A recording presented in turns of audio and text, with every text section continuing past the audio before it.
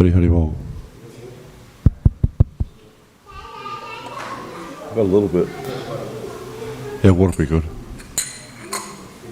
Yeah, please. I have some, but not much. Ran out.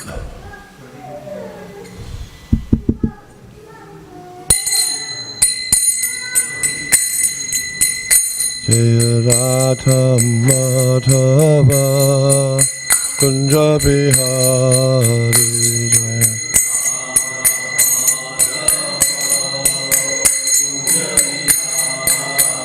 Jaya Radha Madhava Kunja Bihari Jaya.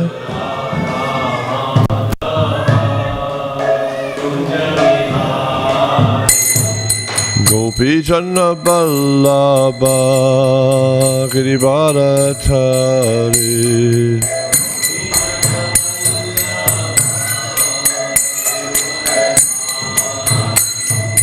Gopi Janna Ballabha Girivardhari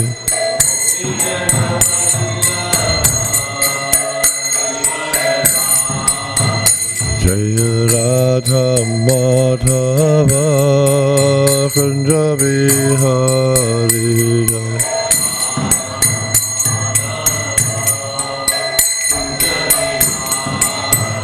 Jaya Radha Madhava Kunja Bihari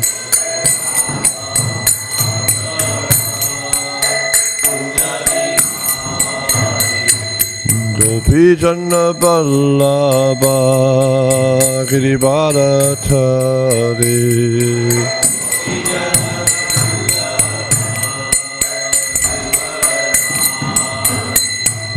Gopi Janna Ballabha Girivardhari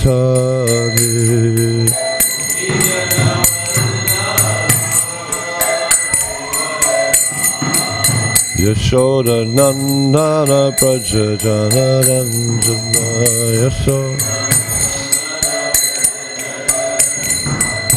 Yashoda Nandana Praja Jana Ranjana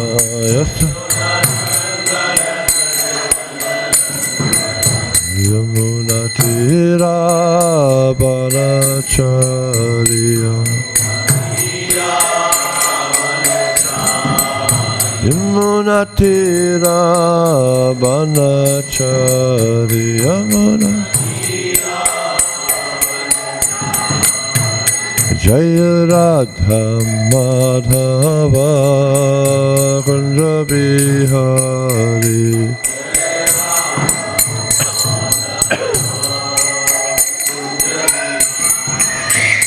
Jaya Radha Madhava Kunja Bihari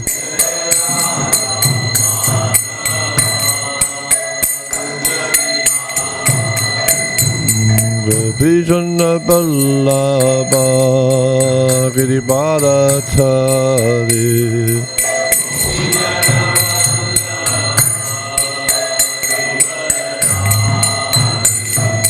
Gopi Janna Ballabha Girivardhari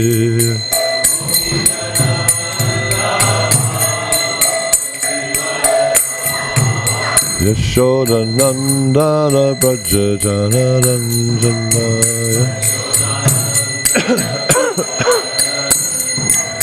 Yashoda Nandana Braja Jana Ranjana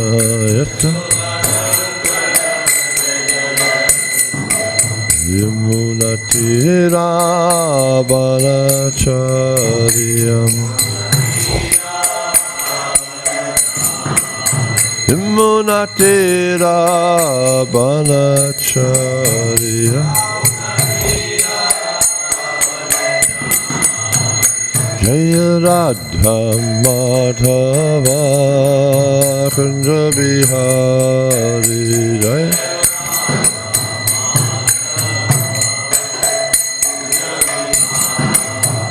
Jaya Radha Madhava Kunja Bihari Jaya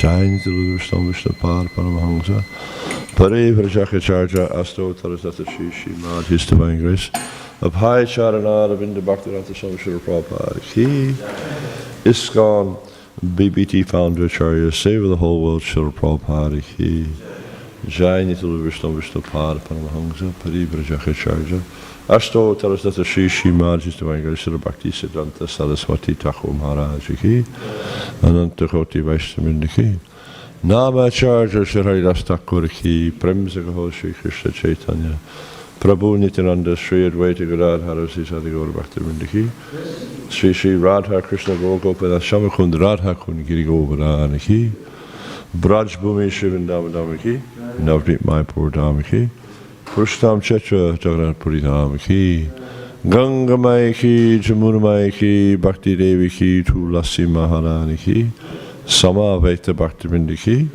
Jai Nitai Goparemanandi. All glories to the assembled devotees. All glories to the assembled devotees. All glories to the assembled devotees.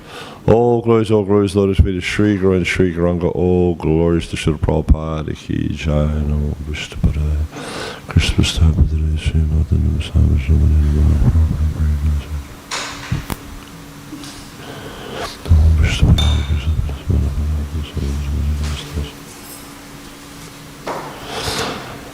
Om Namo Bhagavate Vasudevaya. Om Namo Bhagavate Vasudevaya. Om Namo Bhagavate Vasudevaya.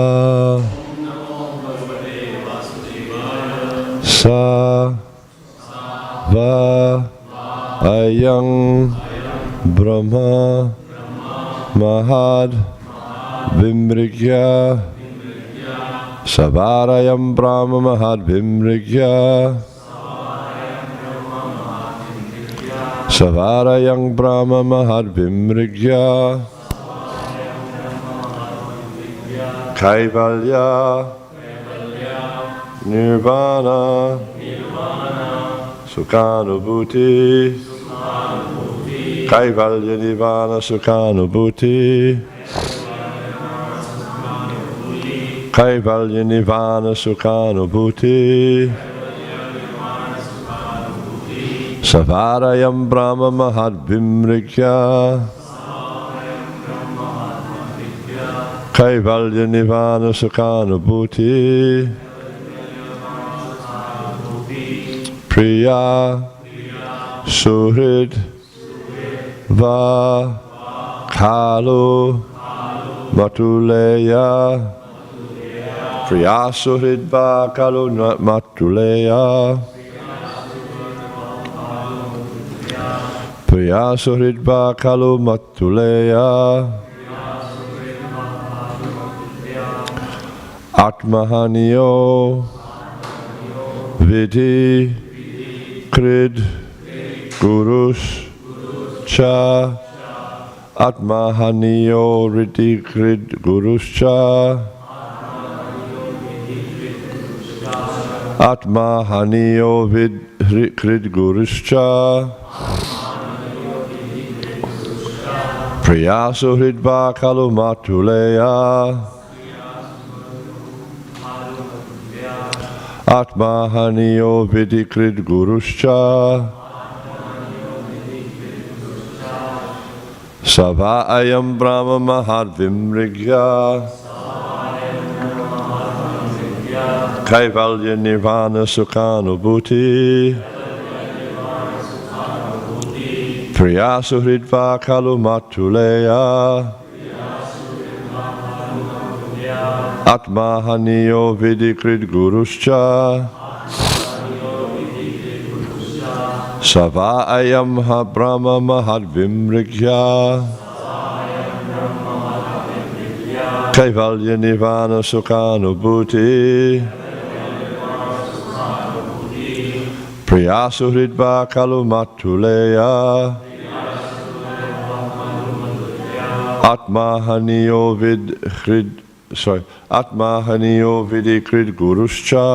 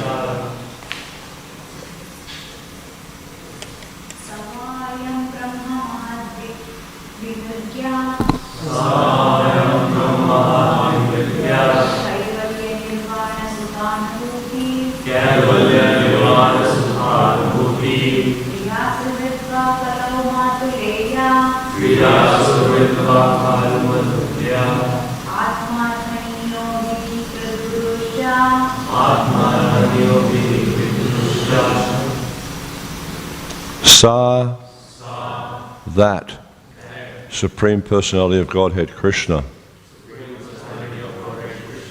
Va, also. I am this. Brahma, the impersonal Brahman, which is also an emanation, which is an emanation from Krishna. Mahat, by great personalities. Vimrigya, searched for. Kaivalya, oneness. Nirvana Sukha, of transcendental happiness. Anubhuti, the source of practical experience. Priya, very, very dear. Suhrit, well-wisher. Va, of you. Kalu, indeed. Matuleya, the son of a maternal uncle. Atma, exactly like body and soul together. Ahaniya, worshipable, because he is the Supreme Personality of Godhead. Vidikrit, yet he serves you as an order carrier. Guru, your supreme advisor. Cha, as well. Prabhupada's translation. The impersonal Brahman is Krishna himself, because Krishna is the source of the impersonal Brahman. Does anyone know a verse in the Bhagavad Gita that explains this? From the 14th chapter. Brahmano hi pratishtaham. He says, I am the basis of the impersonal Brahman. He is the origin of the transcendental bliss sought by great saintly persons. Yet he, the Supreme Person, is your most dear friend and constant well-wisher, and is intimately related to you as the son of your maternal uncle. Indeed, he is always like your body and soul. He is worshipable, yet he acts as your servant and sometimes as your spiritual master. Responsively, please. The impersonal Brahman is Krishna himself, because Krishna is the source of the impersonal Brahman. He is the origin of the transcendental bliss sought by great saintly persons. Yet he, the Supreme Person, is your most dear friend and constant well-wisher, and is intimately related to you as the son of your maternal uncle. Indeed, he is always like your body and soul. He is worshipable, yet he acts as your servant and sometimes as your spiritual master. So can anyone think of examples where Krishna was acting as the servant of the Pandavas? Yeah, he was Arjuna's charioteer. Anything else?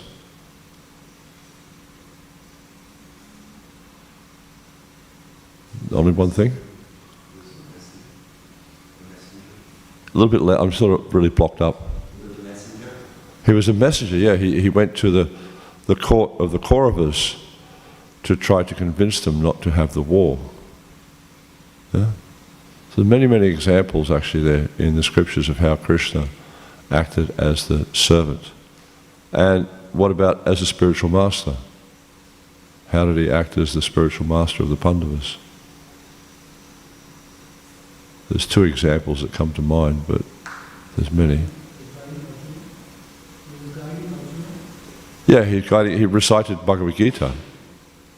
The whole Bhagavad Gita is Krishna acting as the guru of Arjuna. And we see that Arjuna, he says, Shishasteham sarimam tvam prapanam. Now I'm your disciple and the soul surrendered unto you. Please instruct me. Then also we see that before the passing of Bhishma Dev, that Krishna was also instructing Yudhisthira. But there's many, many examples you can see throughout the Mahabharata, many examples of how Krishna was instructing and guiding the Pandavas. And actually we see that the Pandavas accepted Krishna, only Krishna as their guide. And whatever Krishna said, they would do that. So throughout their lives, they accepted Krishna as their guide. Prabhupada's purport. I was actually expecting to speak on the next verse. I asked Surya Gopal yesterday what verse I was doing, and he said 50. So, anyhow, they're similar. Purport. There is always a difference of opinion about the absolute truth. One class of transcendentalists conclude that the absolute truth is impersonal, and another class concludes that the absolute truth is a person. Which one's correct? Huh?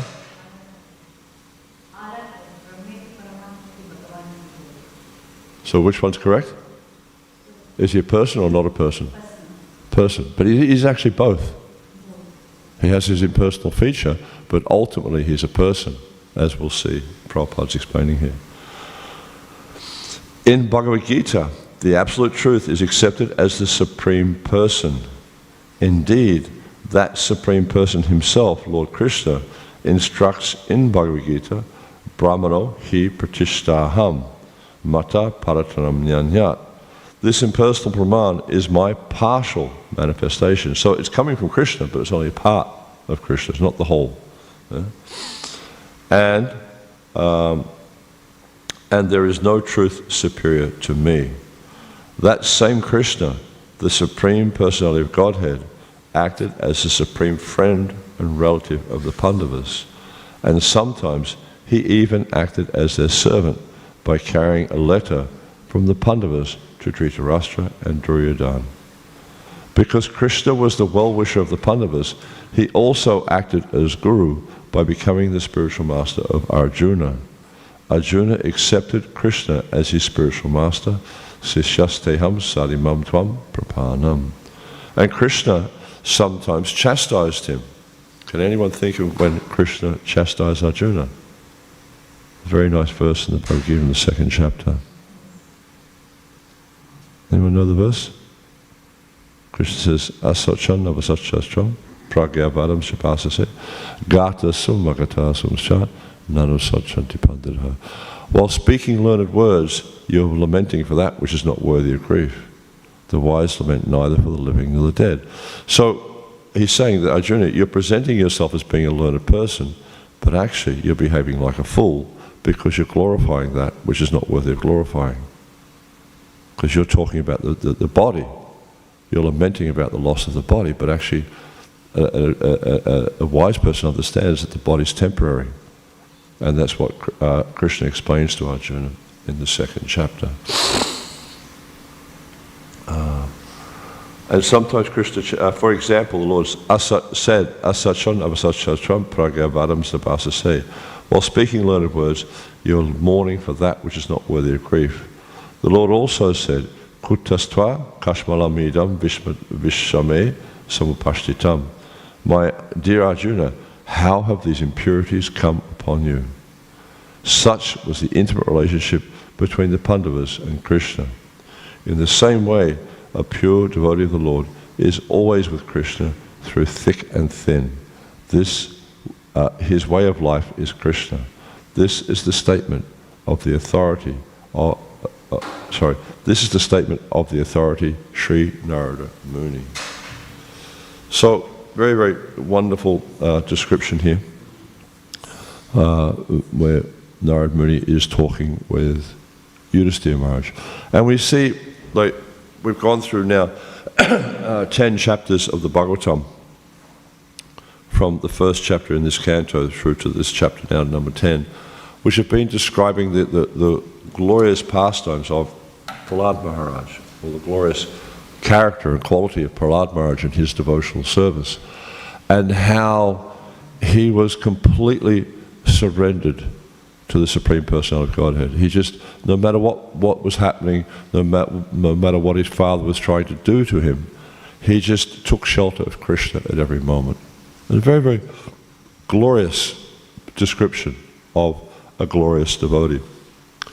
And at the end of it, of course, they discuss the benefits of hearing this pastime, and how, you know, by listening attentively to this pastime, one can become just like Prahlad. And the Pandavas are all considered to be pure devotees of Krishna, very, you know, like pure unalloyed devotees of Krishna, Krishna's eternal associates. So it seems that Narada Muni understood Yudhisthira Maharaj's mind, because it's natural that a pure devotee like Yudhisthira Maharaj would be thinking, well, Prahlad Maharaj is so fortunate, he's such an advanced devotee, but we're not fortunate like that. We're actually very unfortunate. But now in these three verses, 48, 49 and 50, we see that Narada Muni is actually saying, no, but you, the Pandavas, you are the most fortunate. Because Krishna, he lives in your house. Krishna, you know, we see that, like, after the, you know, like Krishna would come and stay in the house of the Pandavas for many months at a time. And after the battle of Kurukshetra, he stayed there for some time to placate all his relatives there in Hastinapur. But then also, as they were leaving, Yudhisthira Maharaj, as Krishna was about to leave, Yudhisthira Maharaj came and asked Krishna, please stay a little bit longer.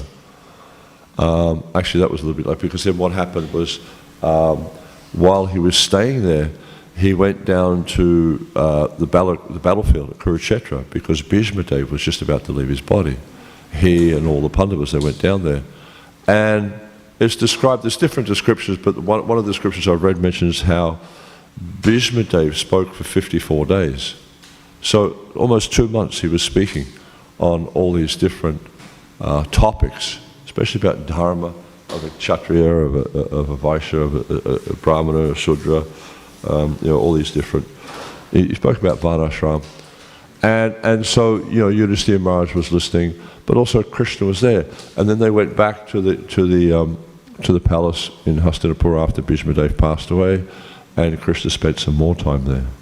So he spent a significant amount of time. And yet Yudhisthira Maharaj, out of his natural humility, because this is one of the qualities that develops in a devotee, is humility.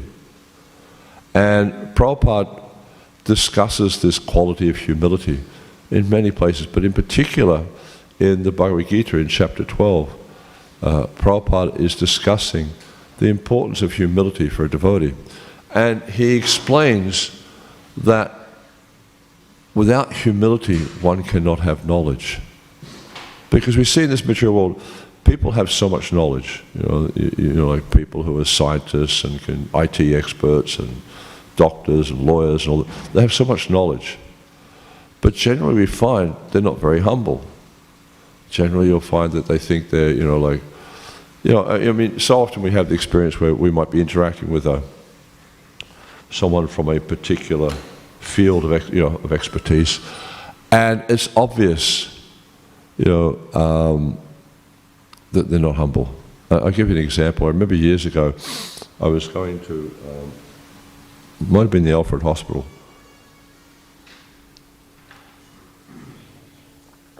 And I was getting these stress tests done on my heart and lungs and things like that.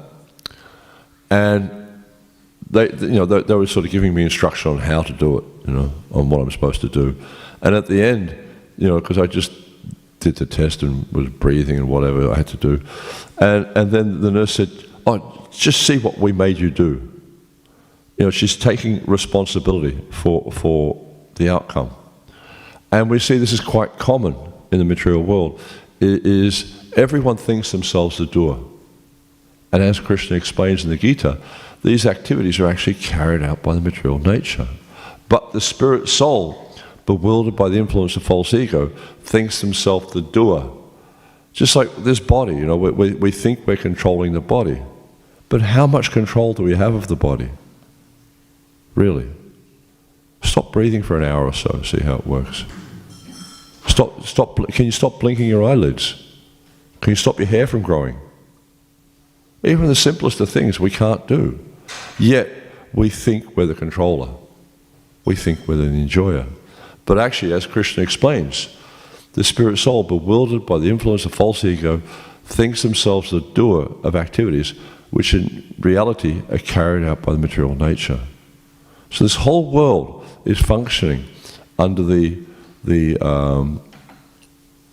sort of oversight, if you like, of the material nature. The whole world is functioning due to the potency of the material nature. And even this body is going on remote, automatically. You see like the body's growing, the body's aging, the hair's growing, the fingers.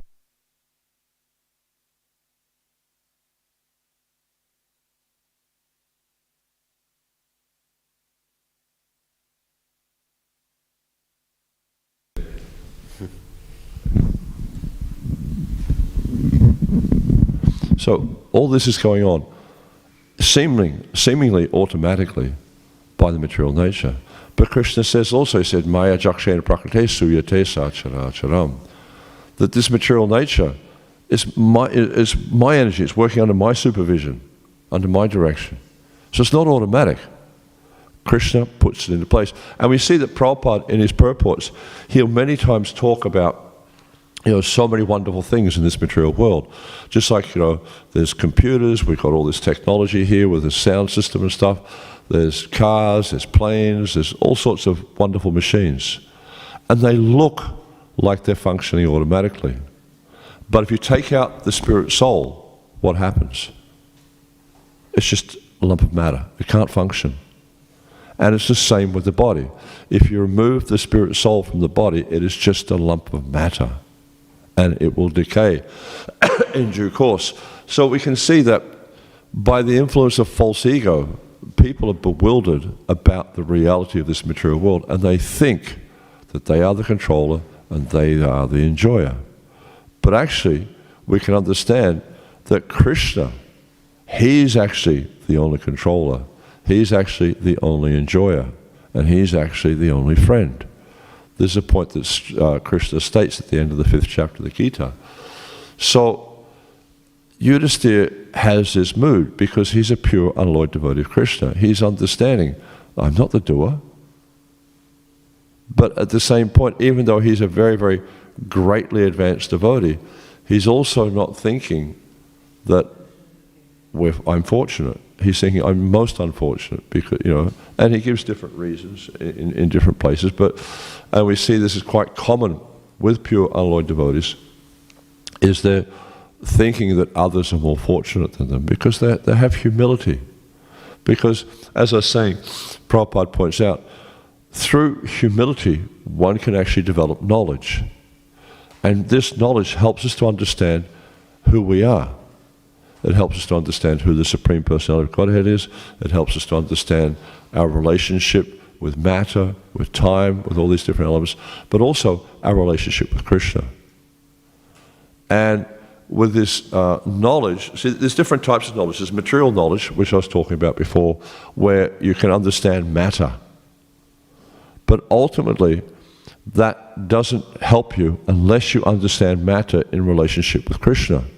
Because if you understand that ultimately matter, Krishna says, Maya tatamidam sarvam jagadavyakta murtina. This the material nature is my energy. It's coming from me. And it pervades, by my energy, I'm pervading the entire universe. So someone understands that actually matter, what it's about. It's Krishna's energy, and its purpose is to serve Krishna. They actually have transcendental knowledge because they understand the nature of things. But someone who just understands, what's like a microphone, how a microphone functions, what's inside of here, and all that. I know what's inside of this because I used to work in this industry, and I know how it functions. But that doesn't mean that I actually understand the purpose of it. Someone who has that knowledge may not understand the purpose. But as devotees of Krishna, we understand the purpose of the microphone is to amplify transcendental sound. And that way, it's using this microphone, or whatever it is we may have, for its proper purpose. Because everything is connected with Krishna.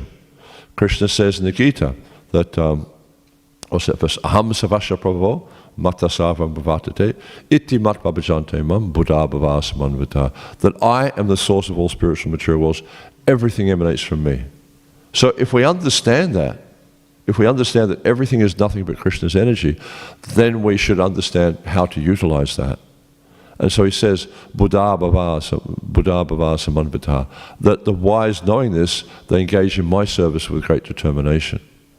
So someone who actually has intelligence, someone who actually understands things as they are, knows how to utilize things for the pleasure of Krishna. And we see this is Yudhisthira's position. He's understanding, actually all the Pandavas are understanding Krishna's position. They're understanding that he's the Supreme Personality of Godhead and that our business is to serve him. And as Prabhupada says, he uses an interesting term at the end of the purport. He says, a pure devotee of the Lord is always with Krishna through thick and thin. This is the life of Krishna. And we see that there were many times throughout the Pandavas' lives where they were in difficulty and they took shelter of Krishna. One such story was when the Pandavas were in exile. They were in exile for 13 years. 12 years they were just in ordinary exile, and in 1 year they had to be incognito where no one knew where they were.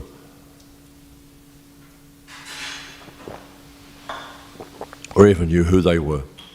And so during that first 12 years,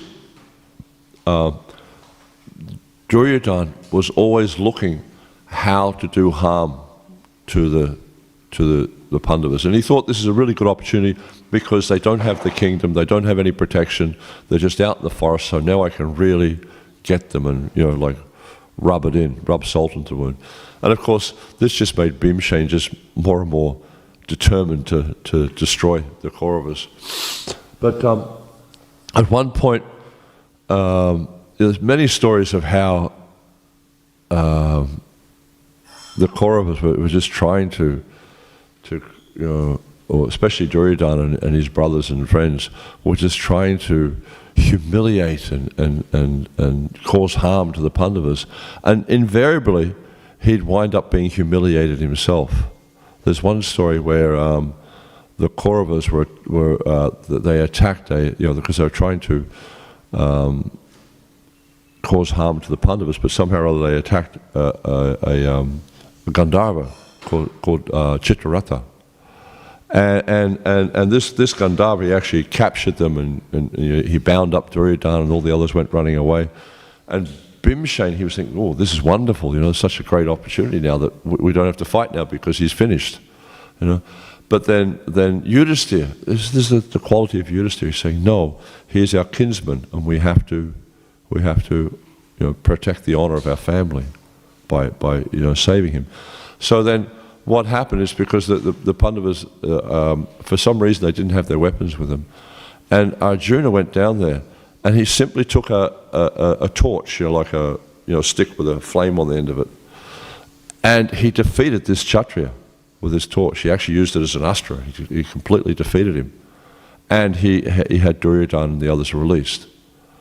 And so even that is Duryodhana, even though he was completely humiliated by the power of Arjuna, even though Arjuna was trying to save him, he still bore this enmity. Even though Yudhisthira was wanting to save him from a difficult situation, he still bore this enmity. Because he actually saw, to some extent, he had some idea of the potency of the Pandavas, and he felt diminished in their presence. And he couldn't stand that because he was an envious-natured person. He couldn't stand to see someone in a better position, couldn't stand to see someone being more glorified or someone who was more glorious than him. He had to pull them down at every opportunity. And one time that he tried to do that, which I thought was a very good example of how the devotees take shelter of Krishna through thick and thin, is at one point Durvasa Muni came to visit the court of the Kauravas, and he offered Duryodhana benediction. And then so Duryodhana said, I'd like you to go to visit the Pandavas are staying, because Duryodhana always knew where the Pandavas were, because obviously he wanted to know where they were, so whenever he had some scheme in his mind of how to inflict harm upon the Pandavas, he'd know exactly where to go. So his spies were constantly keeping track of the Pandavas. And then so he asked Durvasa Muni to go down there and after the Pandavas had finished the meal, because naturally as Kshatriyas, the Pandavas would want to serve the sadhu, and he went there with his 10,000 disciples, so he wanted to serve. So Durvasa Muni, he turned up at the Pandavas' camp just after they'd finished eating, after Draupadi had finished eating.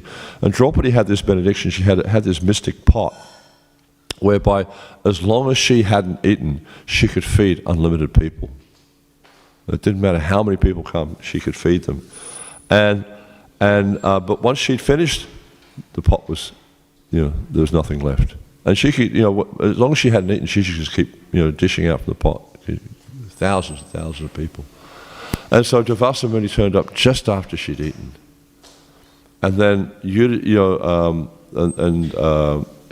said to Yudhisthira Maharaj, I've come here with my disciples, please make proper arrangements for us, we're hungry.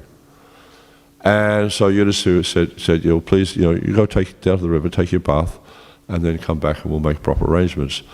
And so Draupadi was in anxiety. She was thinking, oh my gosh, what are we going to do? I've just eaten and there's nothing in the pot. And she's getting all concerned like this. And then so immediately she started to call out for Krishna. And Krishna came. And she explained, the Pandavas, they explained the situation to Krishna. And then Draupadi was saying, but there's nothing left. I've eaten my meal. There's nothing to feed them. And so Krishna says, are you sure? Are you sure there's nothing left? And yes, I finished. The pot's empty. And Krishna says, have a look in the pot.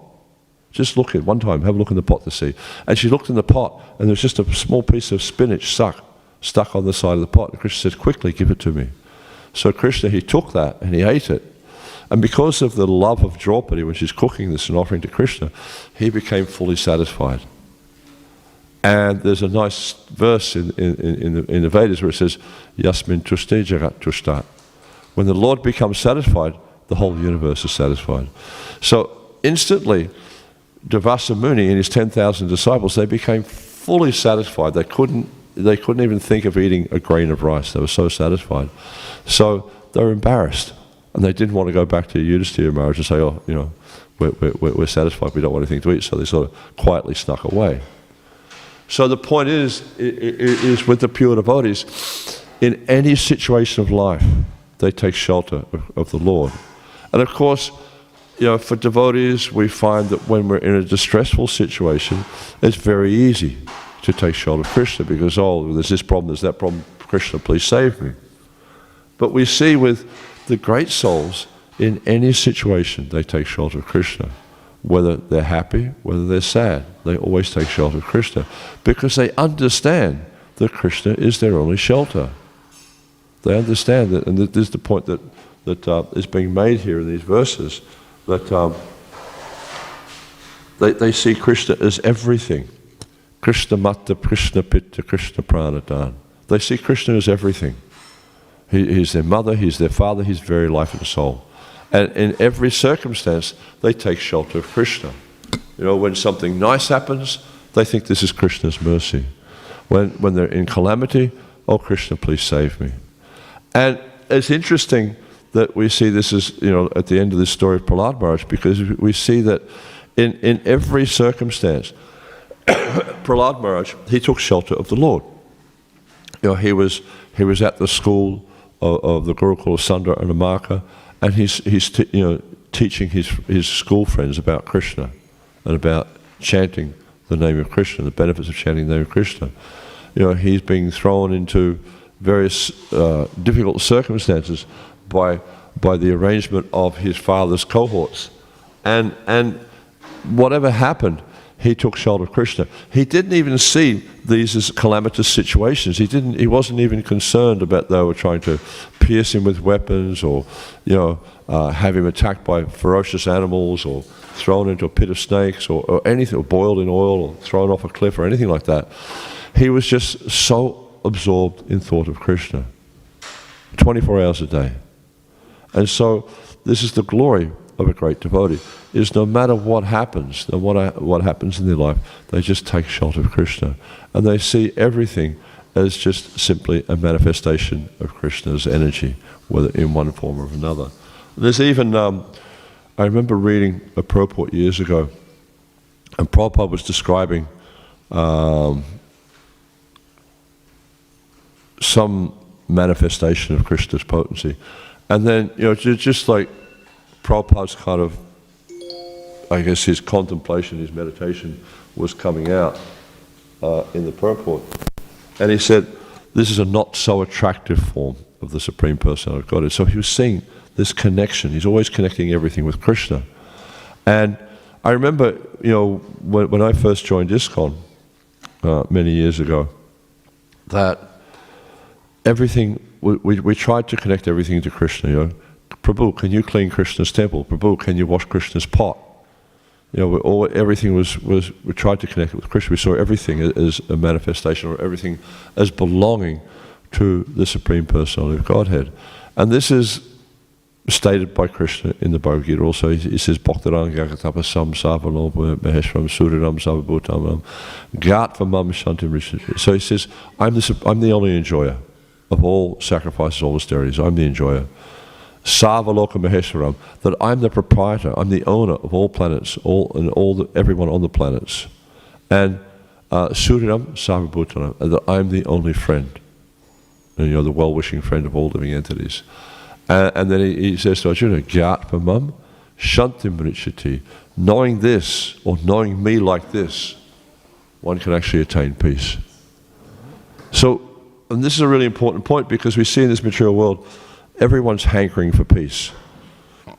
You know, they have so many, you know, wars going on all the time, and people are saying, you know, we should have peace, we should, you know, let's try to find a truce, let's try to find an amicable solution to this.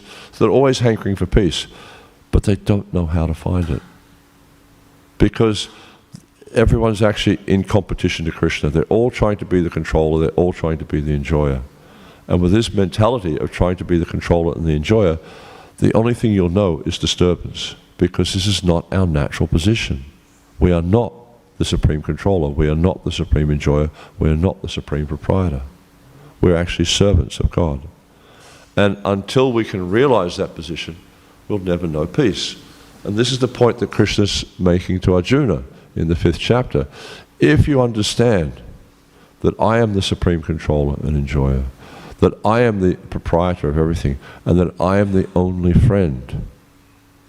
That you look at a war, for instance. What happens in a war is some group of individuals see themselves as the enemy of another group of individuals, and you'll see that certain persons will align themselves with one side, or countries will align themselves with one side, other countries will align themselves with the other side. These are my friends, these are my enemies. It just goes on. You see, with kids in the playground, you know, this one's my friend, this one's my enemy. And therefore what happens? They fight and they cry. And so we see this at so many levels. At all levels in material society we see this concept of friends and enemies. One's my friend, one's my enemy.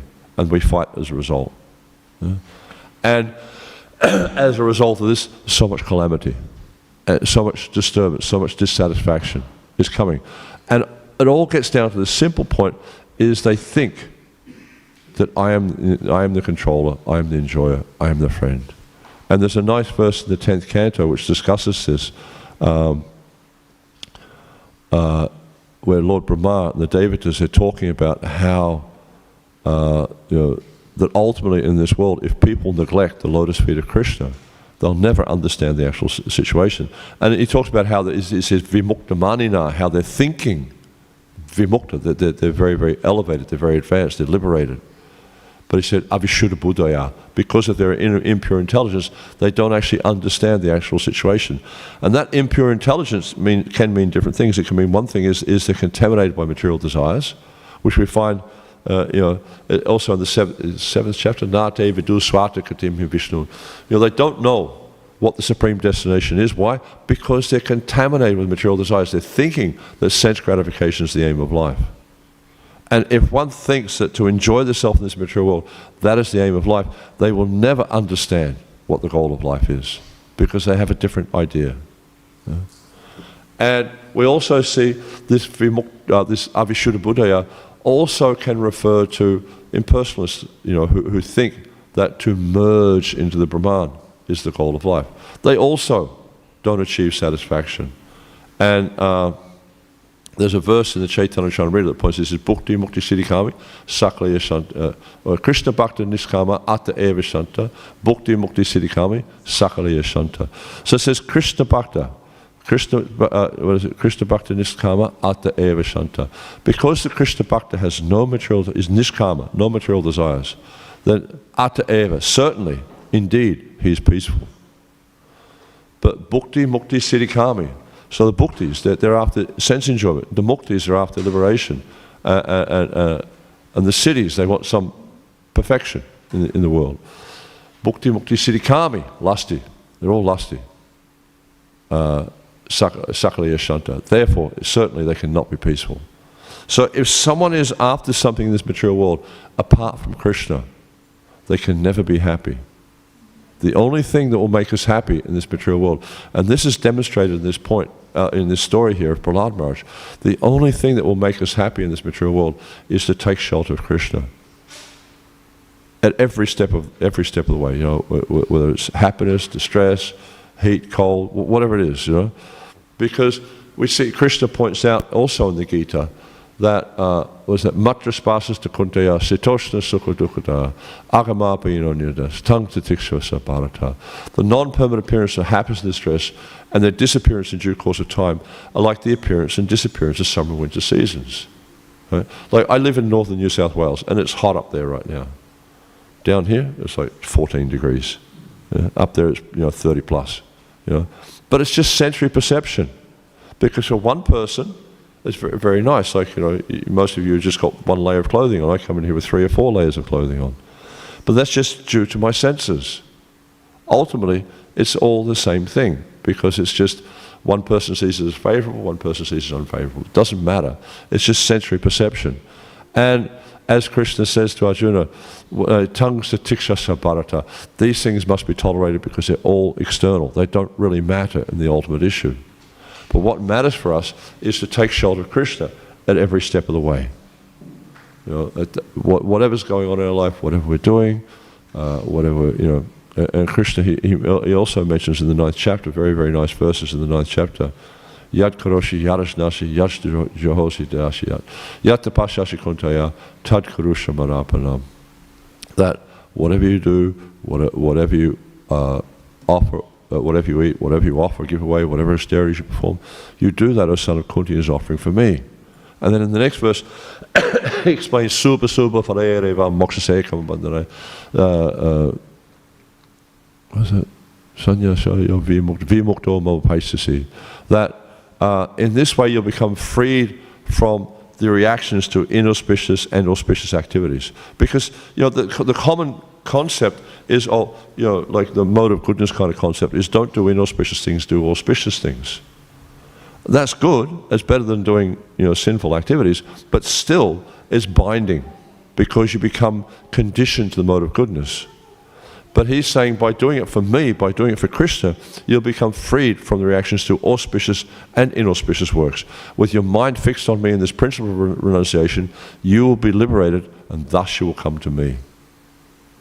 So this is the difference between, you see some people, they want to perform mode of goodness activities, and even some people, they want to perform transcendental activities, like they might meditate on the impersonal Prahlad or something like that.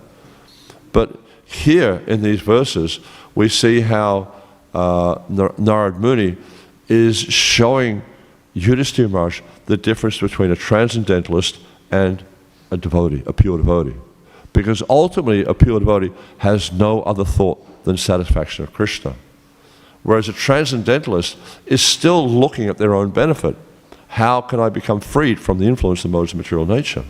How can I become freed from the mind, the senses, all this sort of stuff? But for a devotee, that doesn't matter. A devotee only has one thought, and that is how to please Krishna. And we see this is epitomized by the residents of Vrindavan. Their only thought, they don't even care if Krishna is God or not. That's beside the point. All they want to do is please Krishna. And so we see in all their activities, they're just endeavoring. Like we see Mother Yasoda. This is described very nicely in the beginning of the 10th canto. How Krishna is going to the other gopis' houses and stealing yogurt and butter and things like that. And she's thinking, she's doing that because he doesn't like the milk I make, so I have to make better milk because I want him to be happy with the milk I make. So we see how she's just constantly absorbed in this thought of how to please Krishna. And all the residents of Vrindavan are like that. Whatever their relationship is with Krishna, they're always absorbed in the thought of how to please Krishna. And this is the mood of a pure devotee. No other thought in their mind, but how to satisfy Krishna. And this is very important for us to understand this. It's like in all our activities in devotional service, analyze, is this pleasing to Krishna or is this not pleasing to Krishna? Or sometimes that might seem a bit too abstract, so we can think, is this pleasing to Prabhupada, is this not pleasing to Prabhupada? Or is this pleasing to my spiritual master, is this not pleasing to my spiritual master?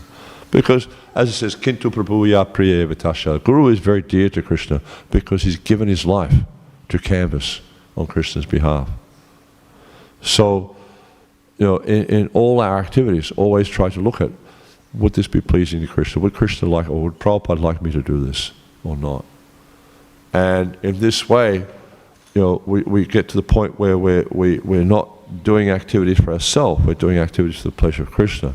And in this way we become very, very dear to Krishna. So there's also another interesting aspect to what's going on here. This is commented on by Jivika Swami in relation to this verse, because it's saying how, let's go back to this verse. The impersonal Brahman is Krishna himself because Krishna is the source of the impersonal Brahman. And so he's the origin of transcendental bliss. So it's pointing out, how Krishna is actually, he's the origin of everything. And sometimes there are versions in the Vedas that indicate that Krishna is actually an incarnation of Vishnu. But from the Bhagavatam, we can understand this is actually not correct. According to the Bhagavatam, and this is explained very clearly in the 3rd chapter of the 1st canto. The 3rd chapter of the 1st canto is called Krishna is the source of all incarnations. So it goes through explaining quite a number of different incarnations of Krishna, of the Lord. And then in the 28th verse, it's a very significant verse. It says, Ete changsakala pungsam Krishnas tu Bhagavan Swayam. Indrari vyakalam lokam mridyanti yuge yuge. But of all these expansions and parts of expansions have been described here, it says Krishna is the original. And he appears whenever there is some disturbance in the universe. So Jivika Swami highlights that this is actually the essence of the instructions of the Bhagavatam. Especially this one line, Krishnas tu Bhagavan Swayam. So Krishna, Bhagavan Swayam. He is the original Supreme Personality of Godhead. There is no one beyond him. Ishvara Parama Krishna Sachidananda Vigraha Anadi Radhi Govinda Sava Karana Karanam, as explained by Lord Brahma. That Ishvara Parama Krishna, the controller. Krishna is the supreme controller. There's no control. Parama means the highest. There's nothing beyond him. Yeah? Ishvara Parama Sachidananda Vigraha. He has a form which is full of eternity, knowledge, and bliss. Yeah?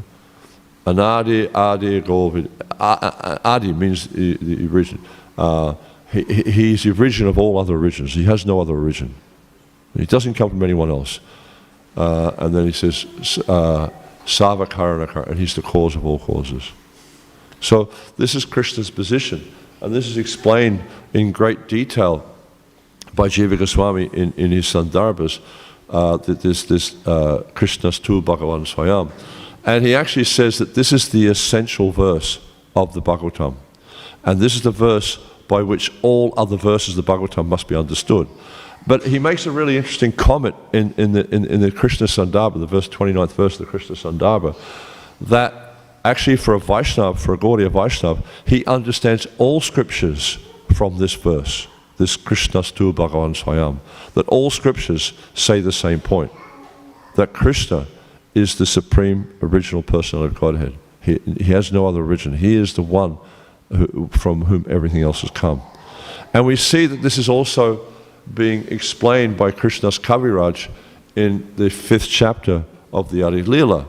And this chapter is called The Glories of Nityananda Balaram. And there's a nice verse there where it mentions that, how's it go? I've just gone blank on the verse. I know the verse well. But it's saying that how Krishna, he's the that's it, Ekale Isha Krishna Arasabhyaprita Ya Yarchina Se Taichin Karanirtya. That Ekale is one. Ishvara, controller, Krishna. There's only one controller, and that's Krishna. Asabhyaprita. All others, they dance as he makes them do so. And we see that if you look at the different manifestations of God, the Purusha avatars, where do the Purusha avatars come from? Anyone know?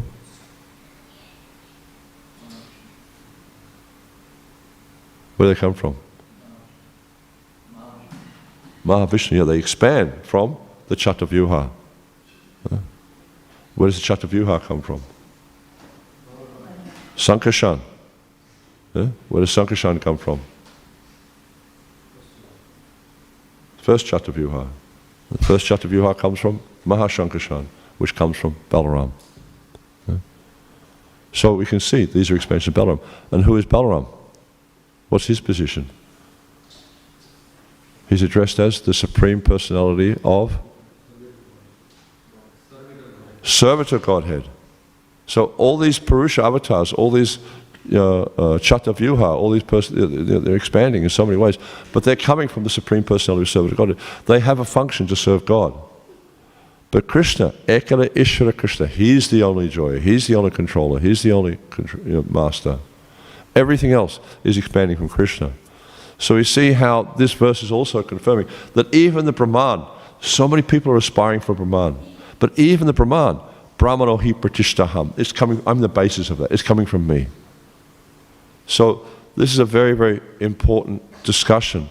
And this verse, this, Krishna's tu Bhagavan Swayam, this is actually Jiva Goswami calls this the emperor verse, because it's the greatest verse for a Vaishnava to understand that everything is ultimately dependent upon Krishna.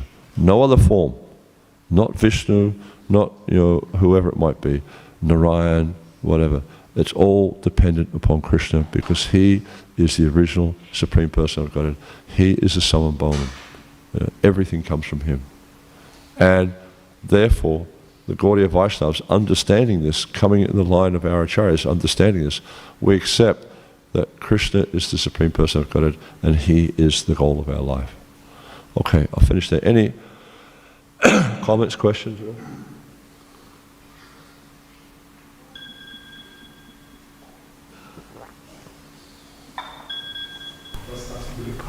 Talking before about the pastime of Krishna and Draupadi's pot, and how I'm not hearing very well, sorry.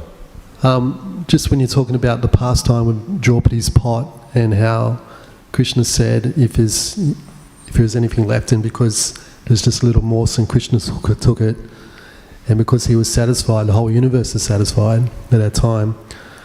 How can we actually properly understand this? Because it seems that nobody's ever satisfied in this world for very long, and yet there's so many devotees on the planet rendering devotional service to Krishna, and yet there's always so many problems in the world, which means that people obviously aren't satisfied. So how can we actually properly understand that? When Krishna's satisfied, everyone's satisfied. I don't know. I don't know the answer to the question. It's a good question. It's just like there's a pastime mentioned in the Chaitanya Charitamrita. You know, that this pastime when Lord Ramachandra shot the arrow and went through the trees and liberated the trees. And there's discussion there about how when the Lord comes, that the whole universe is liberated, yet it fills up again with conditioned souls. So I would guess it's probably something in the realm of that. But, you know, because obviously it's a statement in Shastra, so we have to accept it's true. Yet, due to the unlimited material desires, then people again become dissatisfied. Just like during the Renaissance period in the world, it was a time of great learning and a great, you know, development in the world. But that was the time when Lord Chaitanya appeared. So, you know, if we were to look historically at the different times when Krishna was on the planet, we'd probably find, I mean, I'm not a historian, so I don't know, but you'd probably find that there was a time of great prosperity and happiness in the world because of Krishna's presence. And even you can see when Krishna appeared, how all the constellations, the moon, you know, when Lord Chaitanya appeared, the moon was full. You know, sorry, when Lord Krishna appeared, not when Lord Chaitanya was an eclipse, but it was considered very, very auspicious because of the appearance of Lord Chaitanya. So we see how when the Lord appears, then all the various constellations and different, you know, astrological things arrange themselves to be perfect because of that. So, yeah, I mean, I can only guess it would be a similar kind of an idea, is that yes, they become satisfied, but because of these unlimited material desires, they again become dissatisfied. Yeah. I couldn't give you a better answer than that. I don't recall reading anything by the Acharyas on that point. I mean, I'm sure they make comments on it, but I don't recall reading anything like that. Yeah, there's those verses that says, like, when you put food, it's like there's those verses that elaborate on it, that when you feed the stomach, the whole body becomes nourished. When you water the tree, the root of a tree, the whole tree becomes nourished. Yeah, but again, because of your activities, the body becomes hungry again. That's a good point, yeah. Anything else? Yes, Prabhu. I'm just adding to that point. I'm just thinking it would be also maybe because of our independence, that we want to stay here and enjoy the material world, you know, that we're not satisfied. Yeah. Yeah. Even though devotees are serving. But the point of this Jasmine Tustijagat to start is he says the whole universe becomes satisfied. And that's true, the universe becomes satisfied, but because of these material desires, because they're not fulfilled, or because they're not, you know, because of our material proclivity, then again dissatisfaction will come. Just the nature. Until we get to the point of accepting Krishna as Supreme Personality of Godhead, and that I am His servant, and my only business is to serve Him and to please Him. Until we can actually come to that point, that realization, we will continue to be dissatisfied in one way or another. And so the only way ultimately to achieve satisfaction is by serving Krishna. Yes, Maharaj.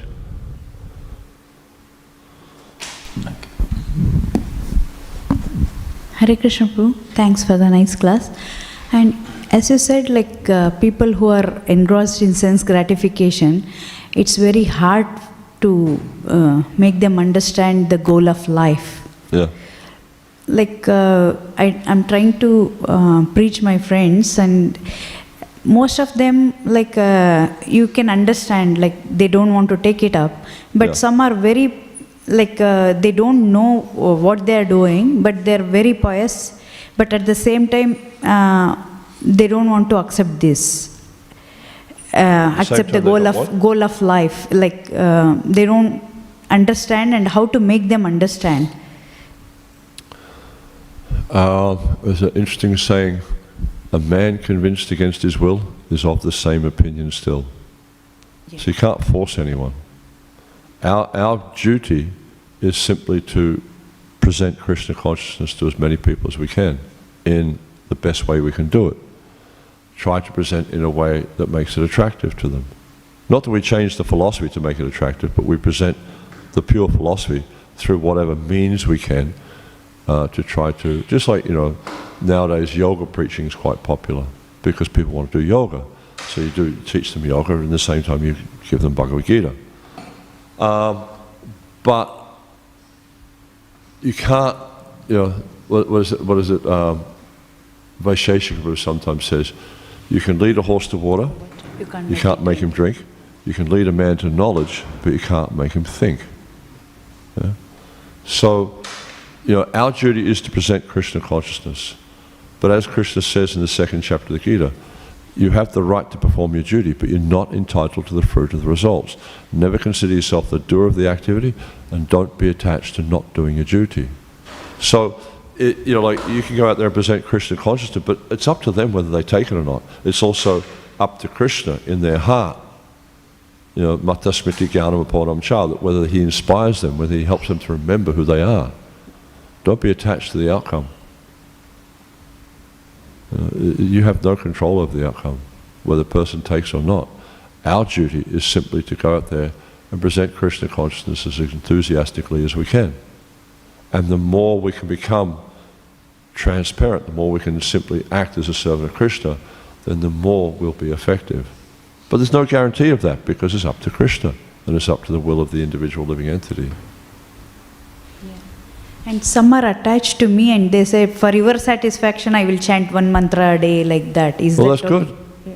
That's good, because they don't realize what they're doing to themselves when they do that. Yeah. As soon as they vibrate the name of Krishna, their life changes. It's like Prabhupada would sometimes say we have to inject the Krishna conscious poison into their dull wood-like brains. And it's like a virulent poison. Once a poison comes into the body, it spreads throughout the whole body, and you can't do anything about it. So as soon as they chant the holy name of Krishna, they're finished. Thank you. It may take, a short time, it may take a long time. But if they chant the name of Krishna, their material life is finished. Thank you, Prabhu. But don't be attached to the outcome. Just do your duty. Okay? Thank you very much. Srila Prabhupada ki, Samaveta Bhaktivinoda ki, Shai Nitai Gaur Premanandi.